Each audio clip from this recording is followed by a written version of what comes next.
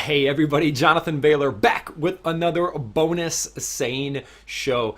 Very excited about today's guest because fate brought us together. And as soon as I saw the name of her effort and the name of her movement on Twitter where we connected, I said, I have got to talk to this woman. And then I had the good fortune of meeting her over email. And her name is April Perry, and she is the founder of a movement. And that is the correct description. Yes, Called absolutely. Power of Moms and powerofmoms.com. And holy moly, I'm just excited for you to be here. April, welcome to the show. Thank you. I'm thrilled to get to be here as well. Well, April, there is any number of topics we could talk about. I know you and I have chatted a bit about how the salvation of the world when it comes to obesity and diabetes really lies in mom's hands. But before we get into that, your story is an inspirational and a unique one. So could you tell us about how you went from typical mom to Power of Moms founder? Okay, well, I grew up with a family I loved, a great mom, and I always wanted to be a really good mom. And so after I had my first child, I was expecting everything was going to be wonderful and easy and fun, you know, how it looks in the magazines.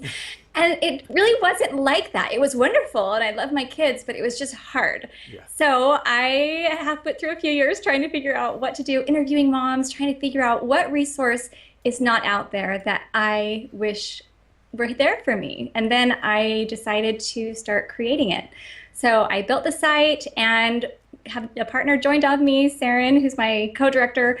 Now we have a board of 40 mothers who build this website to strengthen and empower moms, give them support in areas, you know, all facets of their lives, whether it's mental, physical, spiritual, emotional, and really helping moms to gather together. So now we do retreats, we published books, we have a podcast, and we just love what we're doing. We have about 35,000 registered members right now, and it's just become, it is a movement. It's giving mothers validation and support and really creating a great online community.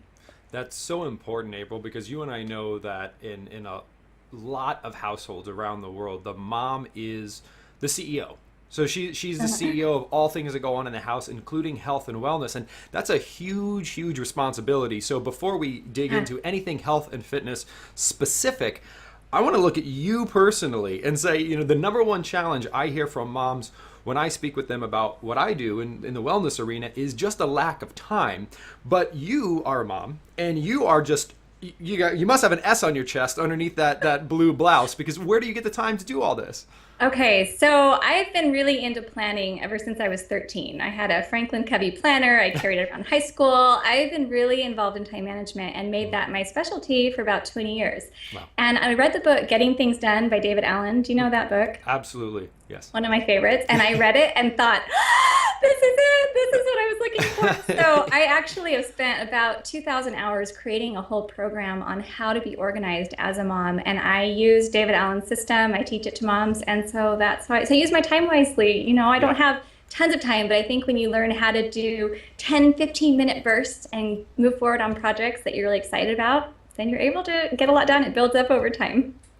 The word that you use in our interactions prior to having this chat that really, really resonated with me, and I bet it also has something to do with your productivity and something that we can all learn from you, is you talk about deliberate moms Yes. and deliberate living. Can you tell us a little bit about that? Yeah, so the tagline of our website, Power Moms, is a gathering place for deliberate mothers. And basically what that means is we don't want life to just happen to us. We want to be really deliberate about what we're choosing to eat, what we're choosing to do with our time, how we read with our children, the media in our home. I mean, all the things that go into building a home, we want to be purposeful. So our site isn't like for stay-at-home moms or working moms, or, you know, we're not trying to separate moms. We're trying to find common ground, because I think every mother wants to be a deliberate mother in her heart. And so that's what's really been exciting to me as I've been going sane in my home, is I'm being really deliberate about what we're eating and not just buying what's on sale at the grocery store or where there's a coupon, right?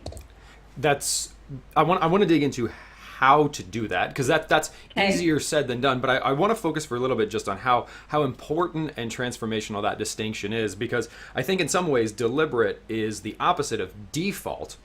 And we live in such a marketing rich culture that if you are not deliberate, if you're not consciously making those decisions, you better believe someone else is making those decisions for you. Oh, And I can sure. promise you they don't have your best interests in mind. Absolutely. I completely agree.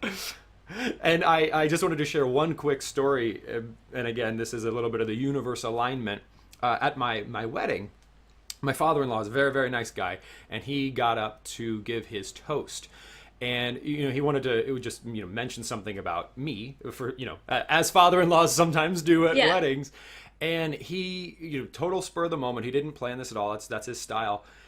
And he said, Jonathan, he's a very deliberate guy. And a little bit like, I'm like you. I'm a big planner. I try to make things intentional because it's just so empowering when you take that control. Even if you don't get it right every time, at least you know that you're in the driver's seat. And start. Exactly. So, but how do you, so we probably all hear that. We probably all agree with that. We say, yes, absolutely. But then life happens, as a lot of people say. So what do you find to be the number one challenges that prevent moms or people in general from living deliberately, and how can we overcome those? Well, I think a lot of it is just creating systems in your home that are going to work without you having to think about them. Because that's the main thing I've noticed, is that when you have children, they become your to-do list. You're constantly responding. Someone's screaming, someone's fighting, someone's hungry, and so you're on call all the time, and you don't really have time to sit back and plan and think, what should I do today? It's not like that anymore. So I think the more we get really good systems involved in our homes, as far as, basic things like keep cleaning up the house. My kids all have a zone, so we all clean their zones together. We're developing new systems for eating. For example, when we come home from the grocery store and we have our vegetables ready, let's chop vegetables together and let's get them ready. So one child's peeling cucumbers, one child's chopping carrots, another child's doing peppers. We're developing systems where it's very predictable what we're going to do. The kids know, here's when we have breakfast, here's the kinds of things we're going to eat, here's when we pack our lunches, and here's the kinds of things we're going to pack. And it's dinner time, here's our schedule, kind of getting things done ahead of time. So it's not 4 o'clock, the kids are all crying and hungry and cranky, and you're like, you know what, let's just go to McDonald's, I'm done. You have to have a system in place and a plan in place. And so that's where I feel like that's changed my life. That systematizing everything really, really resonates with me. And another way we've described that on the show is make the decision once. Yeah. Because what we see when people say, I just cannot imagine going to the grocery store and cooking a new dinner every single night. And I say, I agree with you. I couldn't imagine going to the grocery store every day and cooking a unique meal every single night. I couldn't imagine that either. And I don't think we're suggesting that you do that. What you do is you come up with a system so that you go to the grocery store at this time during this, and you can schedule it, and then you do bulk preparation of vegetables like you talked about here, things like that, right? Yes, absolutely. Well, another thing I'm doing is I set SANE Living as a current project. Okay, so this is one of the GTD elements that David Allen taught me, is you need a current projects list. What are the projects that you're working on, and what are the projects that are most important that you can do like this month? Kind of give yourself a time frame. Because some moms have seriously 400 projects on their task list that they're working on. And it's everything from planning a fair at school to getting Christmas presents to braces to, all these things that are going on. These are projects. So I have a projects list that has about 8 projects a month. And right now, one of my projects is find 10 SANE meals that my family will enjoy. Okay, so that's a project. So I've been on Pinterest, I've been on Carrie Brown's site, I've been going on different like paleo sites, or just looking for different things that fit in line with the SANE Living. And my children and I have been trying them out. So we would just pick one at a time. I think it's just moving slowly, right? You talk about like progress, not perfection, moving slowly. So for example, there's a chicken and the almond meal. We tried that one. The whole family loved it. Awesome. So that's number one. I've got one recipe they like. Then we moved on eggplant lasagna. Okay, there's our next one. And so every Sunday, or depending on the day we're planning, my daughter and I, we have one child a year in charge of meals. She sits down with me and we plan, what are we going to eat this week? And we go through the different menu options. We say, okay, maybe we'll try 1 or 2 things. We tried a new soup last night. It was one that you'd sent out an email.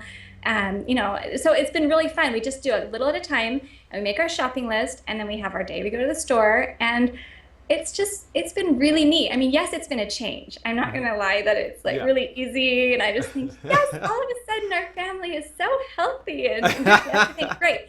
Because, we're not totally there yet. We still have Honey Nut Cheerios for breakfast a lot because they're, that's what they gravitate toward. And I didn't do cereal for a week. And every morning they're running in like, Mom, we're starving. We have nothing to So I am going through some of that, but like this morning I said, okay, hey, I'm coming down. I'm making some eggs. I sliced up some fruit. Like it's a little bit at a time, but I feel like the more we get these systems in place, the easier it's becoming. And And your podcast is an awesome tool, by the way. oh well, thank you. And this folks know I'm not a huge fan of counting calories, but we talk about things you should count, and this is a great example. You are counting the number of sane recipes that your family would like, and folks like counting. We like having trackable goals, Yeah. and it's really cool. I think that's a perfect example of set a quantifiable goal and keep track as you achieve that goal, because often we in the areas of wellness at least, we have these very either we count the wrong things, like we're counting calories, or we don't count anything and we say my goal is to feel better. No metric, how do you no know way how to you're say doing? you're successful. Yeah. Well, and what have you seen as some of the biggest challenges you personally have faced? So outside of the field of health and wellness, but just being a deliberate mom or deliberate person, do you ever have personal struggles, and how have you overcome those? So not involving calories, or yes, involving Oh, what just type of. whatever bubbles to the top as the most challenging. Well, I mean, I think everyone has a lot of personal struggles. I don't think there's anything that's like anyone it's life's easy. I mean, right now in my life, I'm losing my mother to Alzheimer's. This is a really big thing going on in my life. I mean, I'm growing a Power of Moms right now. We've got this huge community. I'm trying to really, I feel like I have a stewardship over it. It's not like it's, a place to try to get famous. It's more like I have a stewardship to help direct, great resources towards these moms who need them, so I feel really excited about that. I feel like there's a lot of purpose. Obviously, just in raising 4 children and in moving towards the goals I'm excited about, it's an uphill battle every day. Like I'm pressing for it every day. And I mean, but what I'm so excited about, and one of the reasons I've been so glad to get to connect with you, is because over my lifetime, I mean, I started counting calories when I was 9 years old. I have 6 girls in my family and 2 brothers, and my mom just was always counting calories. She was trying to do the best she could. I mean, after having 8 kids, her body wasn't quite the same as it was before she got married. So all my life, I thought I had to go by the same systems I'd been taught, all growing up. And every time I would try counting calories again, okay, I'm gonna try again, restarting my Lose It app, set the date to a different date. I did that, I don't know how many times, and not getting results. It was just, I felt like that was one component of my life that was so stressful to me and took so much energy, just having to think. And like we talked about doing math at the dinner table, I thought, is there any way not to do math at the dinner table? I'm always doing math at the dinner table. I'm doing math at the breakfast table. I mean, that was just part of my life. And so I feel like as I've been doing sane eating for about 2.5 months, and I feel like it's a part of my life that's it's like solved. Like I'm not stressed about it anymore, and I'm just really energetic and excited and seeing results, and it's just been huge. So thank you. April, well, thank you. That's delightful to hear, and I'm sure the listeners and the viewers would like to. It sounds like you are rocking and rolling, and that is inspirational as heck. Have you had any challenges getting the other people in your household to jump on board with you? And if so, how have you overcome those, or continue to try to overcome those? Okay, so first of all, my husband says that he's never met a Snicker bar that he didn't like. That's my husband. Okay, he's awesome though. He's been really supportive, and it's been cute because as he's been watching what I've been doing and seeing the results, he's become more and more supportive and more interested, and that's actually been really encouraging. I mean, yeah, he's not totally there because he doesn't love vegetables. Like he didn't grow up liking vegetables, and so he's just like, okay, you can find a way to make these taste good to me, but it's a little tricky just because that's not where his tastes are. I mean, he's generally healthy, and he's feeling good, but I think he wants to feel better. I think most people are that way. My little kids, I have some that like vegetables, some that don't. I have a teenage daughter who honestly can't stand raw vegetables. She just doesn't like them. But she loves spinach smoothies, and she's, 14-year-old in high school right now. Every Sunday night, she makes a big batch of spinach smoothies in a plastic cup, and she puts them all in the freezer and has them all ready. So when she gets up Nice. early in the morning, she gets her spinach smoothie out. She's been doing great. She's been amazing what this has done for her. She also loves soups. So we've been making more soups for her and finding out how she can do it. And then some of my younger kids who do like raw vegetables, but they really like candy. This is the hard part is I have kids who they would spend every single bit of money they had on candy if they could. Like to them, that's how I show them love is by giving them candy. Like that's their love language, I guess you could say. So we've had to have a lot of talks. And I think that's what's been most effective for my younger boys, 7 and 11, is the more I talk about why are we trying to be healthy? What's the point? What's the future that we want? We want you to be healthy and strong and all the different things that are going with it. The more I teach them about what happens when they eat a diet mostly or with a lot of candy in it, the more that they're starting to make better choices, which has been really empowering to see a little 7-year-old when it's time for a snack, go and get the carrots, and go and get the raw almonds. And I just feel really happy when I see them making these choices. April, that resonates with me in such a deep way because I remember when I was growing up, I had an obsession with Superman.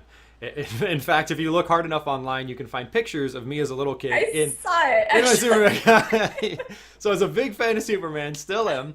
And yeah. I remember my mom used to tell me she wouldn't just put healthy options in front of me and say, eat this or you can't leave the table or eat this because I said so. She would say, if you want to be like Superman, in few or not in those exact words, this will help you be big and strong like Superman. So she found something that she knew I cared about and knew I wanted, and then connected those dots. And even as a 5-year-old or a 7-year-old, it's like, oh, if doing this makes me be like Superman, okay.